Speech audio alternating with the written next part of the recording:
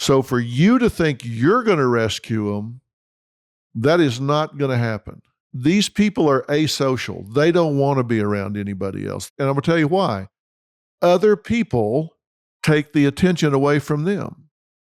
They don't want to go to your family's house for Thanksgiving. They don't want to go to their house for Thanksgiving because they might not be the center of attention.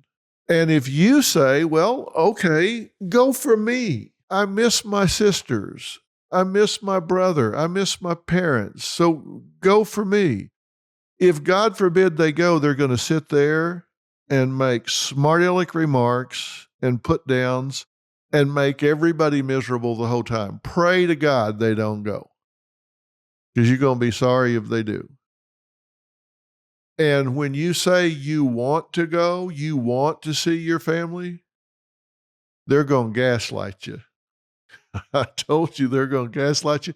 And what does gaslighting do? It makes you doubt yourself. So what are they going to say? They go, oh, I get it. You need that attention. These are the people that thought you were special all your life, and you need that now. You need to go back there so they can pamper you. And you need that in order to feel good about who you are. So you need to go to Thanksgiving so everybody can make over you. And hey, listen, if you need that, I'll go.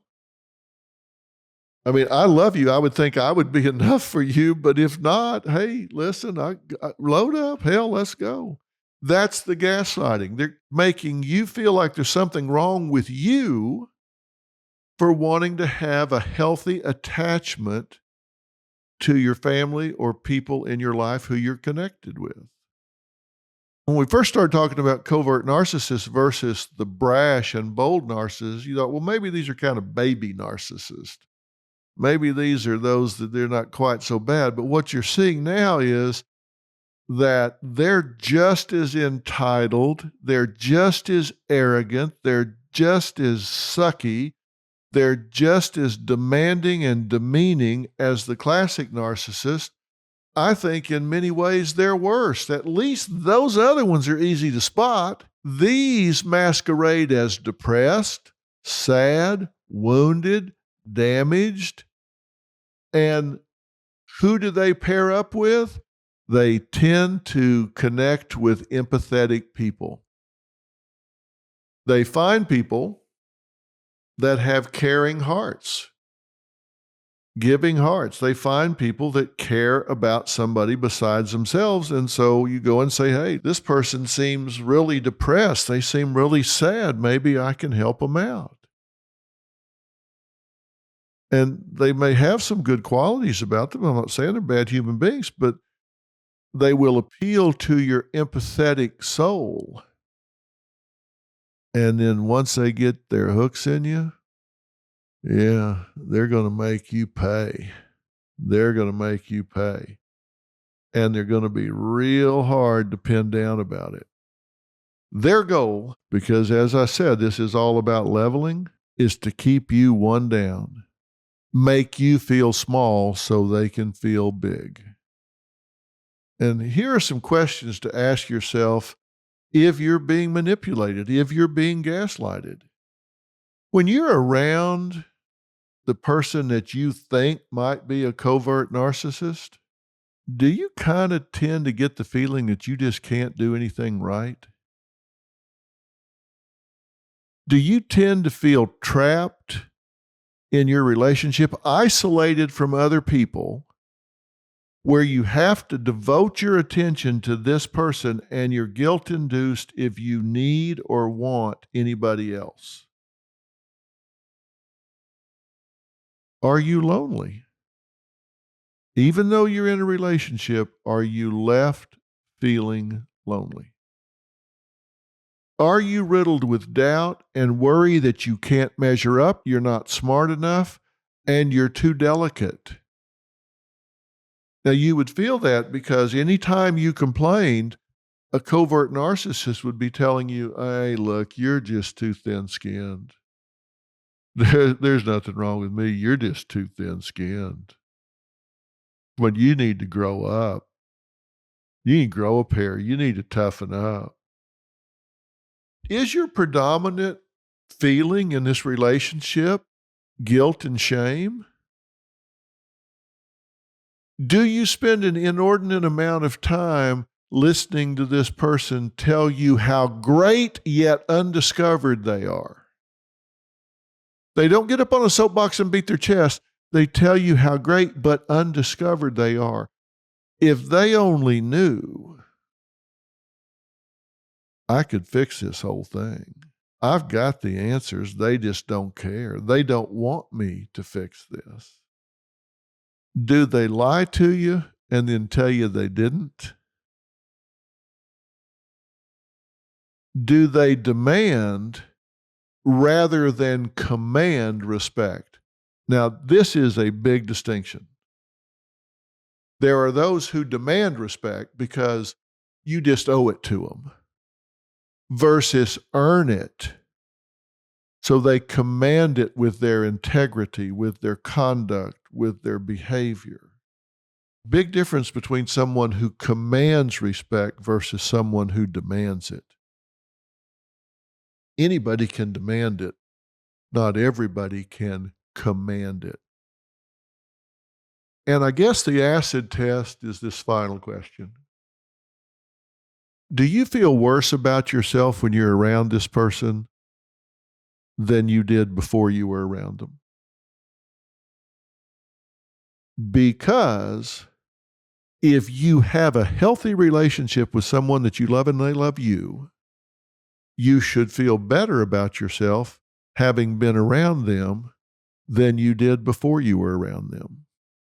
And that's a matter of degree, but to a great extent, those that have a real health engendering personality, you interact with them and feel better about who you are after you do it. Oprah's that way. Oprah has what I call a health engendering personality. You just talk to her for 10 minutes, you feel better about you than you did before you talked to her. Now, you also feel better about her. You can't help it because she is a diamond. But you're going to feel better about you after talking to her. These people are selfish. They don't want to talk about you. They don't want to make you feel better. They do not have any regard for your time. They will stand you up. They will be late. They will never make a commitment. They will leave you hanging. And they will never, ever, never do anything for you to which there are not strings attached. There's never a gift. There is never a favor. It is always an obligation. Certain people that are covert narcissists, the last thing in the world you ever want from them is a gift. Because, oh my God, are you going to pay for that? It's like, oh, please don't give me that. No, thank you. No, thank you. Don't want it. Don't need it. Can't use it. Because I'm going to pay for it the rest of my life. You buy me a new car? No, thank you. I'd rather walk. You don't want it because the price is too high. Now, why is this? Well, it comes back to the first thing that we talked about. These people have superficial relationships. They don't care about you one whit. Everything is about them. They are takers.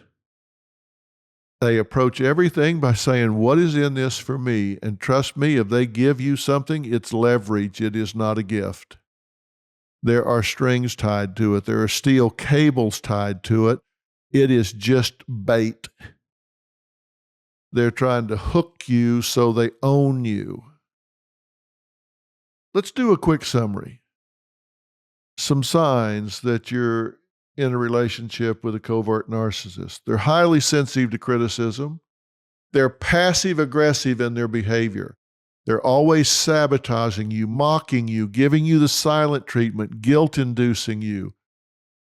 They seem to put themselves down, but not really. It's like, well, I don't have all the answers here, but they wouldn't listen anyway. Kind of like I do, it's just they won't listen. They're shy. meaning they don't get into the arena. Like Theodore Roosevelt said, they're the critic who sits on the side. They have grandiose fantasies about being the smartest person in the world, but they do have depression and anxiety. They tend to hold grudges. They envy people who do well rather than them. They live in this fog of inadequacy, and they fake empathy. They don't really care about anybody, but if they've seen it on TV or maybe they went to therapy for a little while, they'll mimic it. So if you're checking all of these things off, the questions I asked you before, and then these items, if you're getting some yeses on this, you may well be in a relationship with a covert narcissist. You may ask yourself, why did I get involved? Well, I guarantee you, you do an autopsy on this, it's because you wanted to help, you wanted to rescue. But you feel powerful if you help somebody. You feel good. That's one of the things that's made the human race proliferate is we care about each other. We want to help each other. But make no mistake, whatever you do to help is going to be wrong, and they're going to have contempt towards you, and you will never be able to do enough. Even if you're the child. Child can win awards. They go, yeah, well, if I'd have had your upbringing, I'd have won awards too.